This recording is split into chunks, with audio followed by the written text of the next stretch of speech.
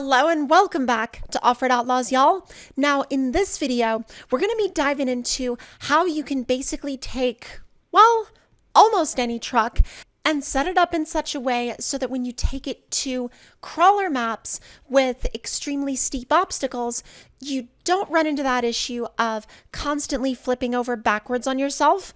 Now, I'm sure that there are many other ways that you can set up your crawlers. However, this way in particular is the way that I've used whenever I wanted to stop a vehicle from flipping over backwards on particularly steep obstacles. And that's also partially why I showed that clip at the beginning of the video, because a lot of my vehicles at one point would have had no chance of making it up that hill. However, with this type of setup, you can pretty much get just about anything to make it up a hill that steep. Although I will say, this setup in particular is a little bit more intended for longer wheelbase vehicles, and I haven't really tested it all that much on shorter wheelbase vehicles. So if you're particularly looking into stuff like, I don't know, the K5 Blazer or maybe a Defender, or at least an older Defender, this setup may have to be adjusted and tweaked slightly, but play with the numbers and see what you come up with.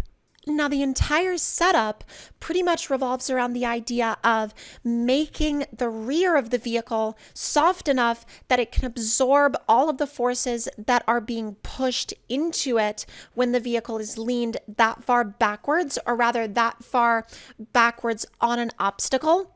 And really, at the end of the day, your overall goal here is to effectively be able to get the vehicle as close to vertical as possible without having it flip over backwards. So if you can get it as close as you can to not flipping over backwards while also being on as close to a vertical surface as possible, you're headed in the right direction.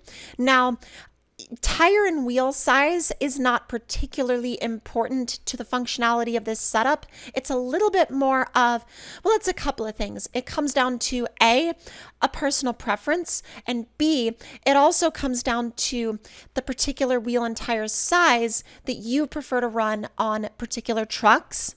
And if you've set up the suspension in accordance with the things we've done here, you'll notice that not only it has incredible flex, but it also, when it does drop onto the ground with the drop test, it essentially hits the ground and then slowly lowers into the suspension rather than collapsing and then springing back. And then, of course, you can pick your tires, which for me personally, since this was a rock crawling focused setup, I just went for whatever tires were going to be the most effective for me on rocks, which is always kind of a toss up between these and then the tires just to the right of them. But it's not really a big deal. You can go with whatever tires you prefer. But once you've got your truck set up, then it's time to go ahead and head out to the map. And the map we're going to use has been honestly a massive favorite of mine lately because it's, for one, it's so well made, and it's also just like such an engaging map with challenges for just about every level of vehicle that I can't help but continue to recommend it. Because honestly, outside of everything else, it's just that good of a map. It's called Rusty Knuckle Trail. And honestly, like I said before, you don't necessarily have to have a monster crawler to make your way through the trails here. There's a lot of different lines that you can choose.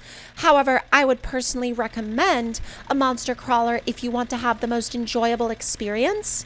You also don't have to use a manual transmission for this setup to work.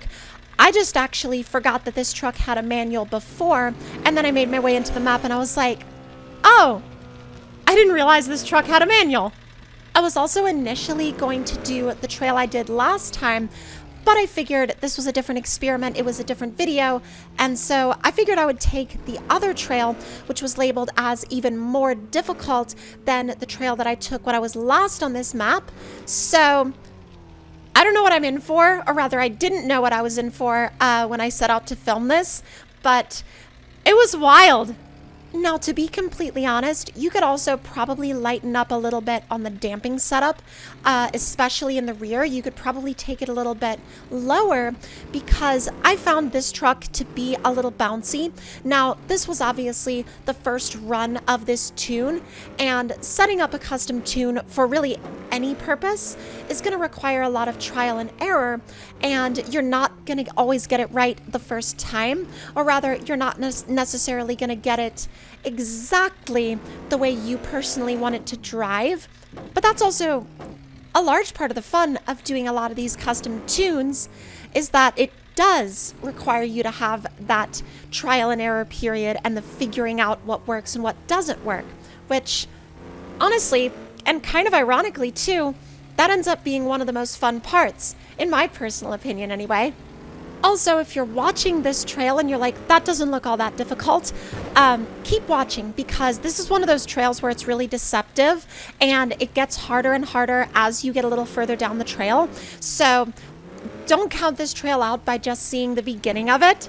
I heavily caution you against doing that, especially if you come to this map, because the creator of this map, I have discovered through continued exploration of this place, the creator of this map is, I don't know, partially evil, because they will essentially make you really, really comfortable with the trail that you're on, and then they'll throw like an obstacle at you that is completely out of nowhere, completely unrelated to like the prior 3 or 4 obstacles you did, and it's also super challenging. And on top of all of that, you're also out in the middle of nowhere, and if you reset, you're going all the way back to the beginning. So a lot of the obstacles on this map, yeah, they're a lot more than they seem. But as you can see, we worked our way up that obstacle while the truck stayed planted and settled and did not try to backflip and flip over itself. So that's exactly what we wanted this suspension to do. And that was a really good way for it to demonstrate that it does, even though it's not perfect, it does work well for, I guess, the concept that we were originally going for with the overall design. Also, completely unrelated side note, but, well, slightly related, but I love the design elements of this trail so much. Like, there was a notch back there and everything. Like, you never see, well, maybe not never, but you rarely ever see Offroad Outlaws maps incorporate stuff like massive notches that you have to put both sides of the axle on. I don't know. I love stuff like that personally, because that's the type of obstacle that you find in a lot of real world off-road scenarios, and so to see it in Offroad Outlaws is really freaking cool. Also, I had no idea that that dropped off a cliff, but as we climb our way out of the bottom of this, I don't know, what is it, ravine, chasm, whatever you want to call it, I guess, you can see again that with the way the truck drives and with the way it behaves on a lot of these really steep obstacles, even if you drive it like you just don't care which direction it goes, it keeps that front axle firmly on the ground, and, or rather firmly on the wall. It's kind of a toss-up between whether or not you would refer to that as the ground or the wall, because there's a lot of scenarios on this map in particular where the ground and the wall kind of just share space.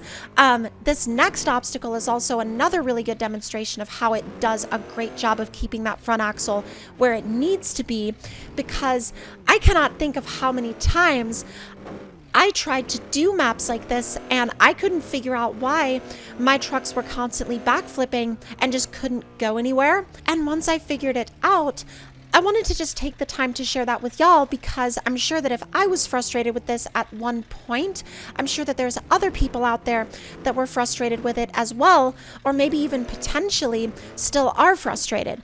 Now, what you saw there was honestly just a case of me having bad line choice. So I just tried to reset the truck and figure out a new way to reapproach the obstacle, which fortunately, the second approach actually worked a whole hell of a lot better. Now, let me let y'all watch what the truck does here, because it legitimately looks like an RC crawler when it does this, and it's so freaking cool, the line that it manages to take by going up the side of that tank and then jumping over to the almost vertical rock wall, grabbing onto it and then pulling itself over it. Side note, I have to fix the rolling over forwards issue, but that's something for another day.